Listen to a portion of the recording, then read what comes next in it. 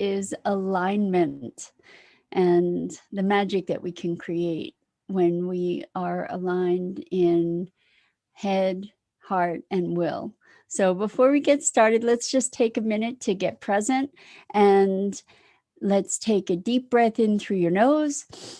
Hold it and imagine clean, crisp oxygen flooding your lungs, flowing into your bloodstream, nourishing every cell and every organ of your body, bringing vitality and life and energy. And as you exhale, exhale any tension and relax your shoulders. And now let's take another deep breath in through your nose. Hold it, and this time imagine sparkling white light lighting you up, energizing and electrifying every cell, every electron, every molecule in your body, and connecting you with the world beyond. And as you exhale, exhale any remaining tension. And now let's just gently press our palms together and softly, softly, softly rub your fingers against your palms. Feel the tickling and the tingling and the sensation, and allow yourself to become present right here, right now. Welcome, welcome. So, we've been talking about head and heart a lot this week. And now we're going to just tie a bow on the whole thing together, I think, by putting it together with the idea of alignment and what alignment actually is, and how we can use it as a beacon for our decisions and our activity in the world. Because so much of what we end up doing, if we're doing things on autopilot, we might be ending up doing things where we're out of alignment. And sometimes sometimes we're called to do things that are out of alignment with ourselves. Maybe we're in a job where we're not really aligned in terms of our values and our desires. Hello, Natalie. Welcome, welcome. Great to have you here. Thank you. And thank you to everybody else who's here today. We're talking about alignment and how aligned do you feel in your life with the activities and the pursuits that you have in your life. Um, what I notice for myself in the past is that I've tried to convince myself that I was in alignment with things that I wasn't in alignment with, because it would be easier. Hello, I'm not sure if I'm saying your name right, but Sekeli, welcome, welcome. I'm glad you're here to join us today. We're talking about alignment and how the misalignment, when we live out of alignment, we actually are doing a violence to ourselves in our deepest heart and soul. And so it behooves us to check in and find out if we are in alignment in our actions and our relationships and our pursuits.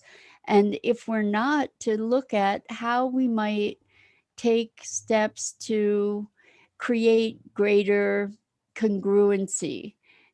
So another word for alignment is congruency. In other words, my thoughts and emotions and actions are congruent with each other. In other words, they're all kind of lined up and going in the same direction, rather than us having battles against ourselves, where we're thinking that we're doing the right thing, but our heart is not in it, and our heart is saying something else. And so, how do we know when we're in alignment? I think mostly it's a feeling, and we've been talking a lot about heart and mind this week. How do you know when you're in alignment? And do you even think about that? Because sometimes we just do without really being present to what we're doing. And we've spoken, this has kind of been the running theme all week. And the bottom line is that when we bring ourselves present and conscious, we have the opportunity to reframe. Hello, Lillian, welcome back. Great to see you. We're talking about alignment today. When we check in, we get to see whether we're in alignment or not in alignment with different aspects of our lives, or as we exist in different aspects of our lives. And it behooves us to be present to whether we're aligned or not, because if we're doing things that are out of alignment, those things actually take a toll on us. Those things are a violation of self. And I remember years ago, I had a job as a sales rep. I was an outside sales rep selling eyeglass frames. And at first, to opticians, optometrists, and ophthalmologists. And at first, I loved it, because it was new and it was challenging, and there were lots of things to occupy my attention. And I enjoy the learning and the challenge of something new, the places I was going, the people I met, everything was new. And over time, I cultivated relationships with these people. And that was something that, although I really found no meaning in terms of the grander scheme of things in selling eyewear, I did find my relationships rewarding with the people that I was communicating with. And I loved the freedom of being able to make my own schedule and all that kind of thing. But toward the end, thank you, Lillian. Toward the end of my time as a sales rep, I I was having conversations with my employers where they were demanding that there were certain quotas to meet. And these quotas kept being somewhat unreasonable given the marketplace or whatever. And it shifted the dynamic in my relationships with the people that I was working with, so that it was all about sales in terms of my obligation to my company. And also, I had the welfare of my customers at heart. And so I had a conflict. And there was a huge misalignment. And it got to the point where I was aware that I was really unhappy, but I wasn't aware that the cause of the unhappiness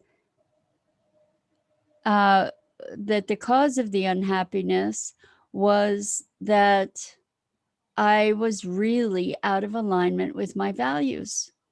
And so we've spoken about values, we've spoken about heart, we've spoken about head. And what I realize, what I see in looking back on it, that this misalignment was a cause for deep, deep depression in me. That's what happened. Is I really felt like my life was wasting away, and this was because I did not have the perspective and the courage at that time to recognize how completely out of alignment things were in order to make provisions for other possibilities. And actually, interestingly, now that I'm saying that, there was a part of me that was operative, that was pursuing other ventures. And it was at that time that I started studying the things that became the foundation of the core connection work that I do these days. So even back then, even though it was a really long time ago, I was pursuing something that gave me a sense of fulfillment and meaning and hope. And so Lillian says, yes, I know all that about myself. So this is an opportunity, Lillian, to be looking at where you get stimulation, and also and I mean stimulation in a good way, like what makes your heart sing? And this is something we've spoken about a lot, is how important it is to be finding your mission and your purpose, because it gives your life meaning. It gives you alignment. It's a way to express the callings of your heart and soul. And the thing about it is that it does take courage. And thank you, Sakeli. Sakeli says, good to see you made it out stronger and helping others along your ascension. Well, that's what we're all here for, right? Is to support each other in our growth in whatever way we do that, right? And so Lillian says, yes, right. I finally realized that it does take courage to be in alignment, to step into ownership of who you are, like to be willing to accept and embrace and celebrate who you are by the way that you choose to express yourself in the world, in your work, in your social interactions, in your activities, and how do we know that we're in alignment? Well, typically we know that by the way we feel and what we feel when we connect deeply to our hearts. And so Natalie says, I cleaned my brother's house today. I can feel my mom and dad was I can feel own. I think you're maybe meaning my mom and dad were around, and his wife's dad around. I came home and can feel the the heavy was around me. I stage stick around. I think you might have been speaking this, Natalie, so there are all kinds of typos, but what I'm gathering is that you went to clean out your brother's house and you felt maybe the other, I said your mom and your dad were around and his wife did. That's okay, Natalie. Anyway, that there was a whole bunch of heaviness that you took away with you and sort of took the energy of the space with you and were looking to cleanse it. So yes, as you're saging, maybe you can touch into your heart and call forth your own heart. And as you do that, presence yourself to who you are and allow that to be a light. And maybe it starts out as just a little sparkle or a glimmer, and then allow that light to grow and grow and grow inside you until it fills you, so that you are reawakening yourself from the inside out to cleanse the other energy from your field, right? By strengthening your own energy. That's really what we've been talking about all week, is connecting into that essential self and that essential knowing that's in our hearts. And one way that we can do that, especially when we have conflict, is tie into that space and allow that light, allow ourselves to presence ourselves to that light and allow that light to grow outward and expand. And absolutely. I let me know if that works for you. I found that working from the inside out is profoundly powerful and typically more powerful than from the outside in. You know, when we have absorbed others' energies, what's happening is it's diverting our awareness of our own. So if we can pull ourselves back to presence and expand that presence, connect in with your heart, with your gut, and gut meaning your gut knowing, and allow that light to just expand and penetrate and radiate until it's way building out beyond you, and that way you will find yourself back to your presence and your alignment. And so, Natalie, you bring up a really good point about how we often get out of alignment under the influence of others by our susceptibility to other people's energy or other people's thinking or reasoning or emotions. And the thing that I find to be so powerful is when we strengthen ourselves. I've worked with lots of healer people and have been a healer person for so long in my life, that I know a lot of people focus on protection, and I instead focus on strengthening my field.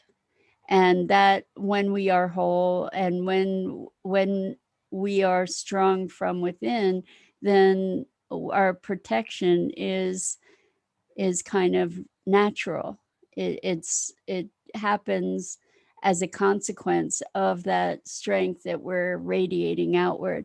Liliane says, it was so nice I managed to get on here with you today, Mira, on my birthday. Oh my gosh, Liliane, happy birthday. Maybe we can all say happy birthday to Liliane. I'm going to spare you my singing to you because you don't want to hear that. But know that I wish you a wonderful birthday, and that this day is the beginning of the best year of your life so far with magic and miracles. And Liliane says that the reason you haven't been here is because you've been having a migraine for a long time here, and I'm so sorry to hear about that. It was a nice gift to be here. That's wonderful, Liliane. It's delightful to have you here, and I hope your head feels better. Natalie says, I should sage stick his house to sell better. I don't know, Natalie. I mean, it couldn't hurt, right? It couldn't hurt. And having cinnamon around is awesome because it smells good for people that come into the house, and also visualizing the house going to the perfect people that will love it. That seems to be an effective way to work with a property. I've done that before, and clearing any resistance to it selling or any ideas about it not selling, clearing that stuff really seems to help. But if you imagine that the perfect family is coming in and loving that house and that it's the perfect place for them, that seems to be an effective approach. Plus, make it smell good. Yeah, and Liliane says, I've been working a lot with myself and it's not so easy all the time. I hear you, Liliane. And it takes courage, and we get to cultivate our courage, right? As I'm not into the idea of war, but we we think of spiritual warriors, right? Well, it's because it's not an easy path. It's a hero's journey with lots of ups and lots of downs. And so we get to be really resilient and persistent and willing, open, and courageous. So, yeah. And all of this about alignment, right? So it takes courage to make the choices that will keep us in alignment. And one of the places that it takes great courage is in our willingness to be honest with ourselves. And I don't mean judging. So I mean being willing to see certain dynamics without judgment, with compassion, so that we can move through those learning opportunities. So if we Liliane says it's a big challenge to change ourselves into who we really are. Isn't that ironic, Lillian? I would say it can be a real challenge. And the thing is that we're not so much changing ourselves into who we are, we're letting go of who we're not, is really more like it, in my perspective anyway, is just um, the way that we judge ourselves. So I'm thinking for a moment back on a conversation that I recently had, and I've spoken this with you guys before, and that is that I just said what we get to do is let go of who we're not. And as we let go of who we're not, more and more we become more our essential selves. The thing is that we're Western people and we're not conditioned to be letting go so much as we are conditioned to be gathering and collecting. And so I came up with this twist that has been pretty effective for me, and that is expanding to include.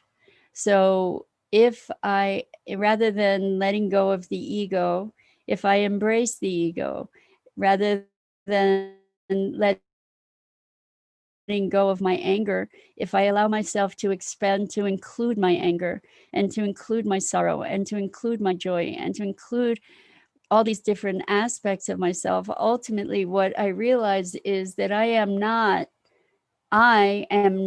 any one of those things. I am all of that, and I am everything. And in that respect, the everything is equivalent to the nothing of letting everything go. So it's two apparently divergent paths to the same place. And I think that it is more aligned. Here we go with alignment. Um, it's more aligned with our Western sensibility to be expanding to include. And as we expand to include, what happens is that the judgment falls away, and we can allow for the fact that we have moments of anger, and that we have, or that we experience moments of grief, and that we experience moments of struggle, and we can expand to realize that that is not who we are, but it is an aspect of our experience, just as every human being is an aspect of life expressing itself. Every sentient creature, every manifestation on the planet is life expressing itself. So let's see. Lillian says, and it's really interesting with this path in our new world and going back to remember everything we need is inside us. Yes, that we are the universe, right? Ultimately, we are the universe. We're experiencing the universe with the illusion that we are individuated, right? And I was writing something. I'm part of a writer's circle, and we met this past week, and I was writing something that got me so close to the edge of revelation. And that was, how can I imagine that I am unique, or that I am an individual, when every molecule of my body and every breath I take has been breathed and existed as part of something else through all time? Every breath we take has been circulated around our globe uh, throughout time. So we're breathing in the life and history of all time. We are the fact, the elements of our bodies are elements from the universe.